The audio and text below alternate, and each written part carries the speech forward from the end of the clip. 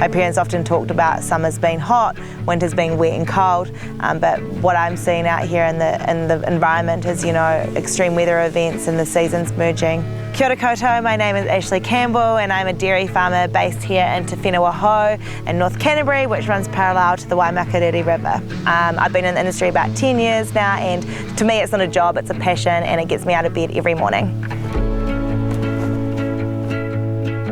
Climate change wasn't on our radar a couple of years ago, and now it's really a force that we're dealing with and looking forward to how we can mitigate and be part of solving the problem.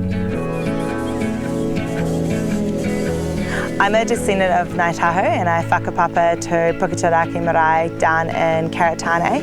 So for me, I guess the influence of being a Māori farmer is making sure that our farming practices are not only the best practices out there in the industry, but ensuring that they're sustainable farming practices as well. So we're tackling climate change out on farm by looking at a number of new technologies and innovations. One of the things that we've got going on farm at the moment is a fertigation trial. So what we're doing is we're taking the fertiliser, and instead of putting it on a soluble form on the ground, we're looking at putting it through the irrigators here out on farm.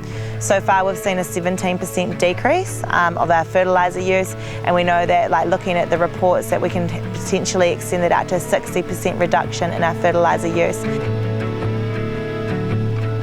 We as a business are looking to reduce our emissions by 15% by 2025 and by 2030, 29%.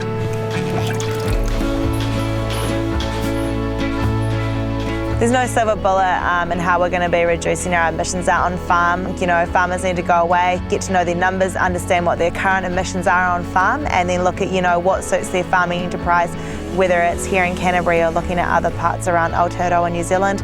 I'd like to lay the challenge down to other communities to get involved, look where you can make your small footprint, and it doesn't matter, every small footprint goes to making a bigger footprint. It's not only about what we're doing today, but what we're doing to tomorrow, and I guess it kind of interlinks back to what my own personal values are around intergenerational, ensuring that what practices we put into place are going to better our environment for the future, for not only for us, but for those after us.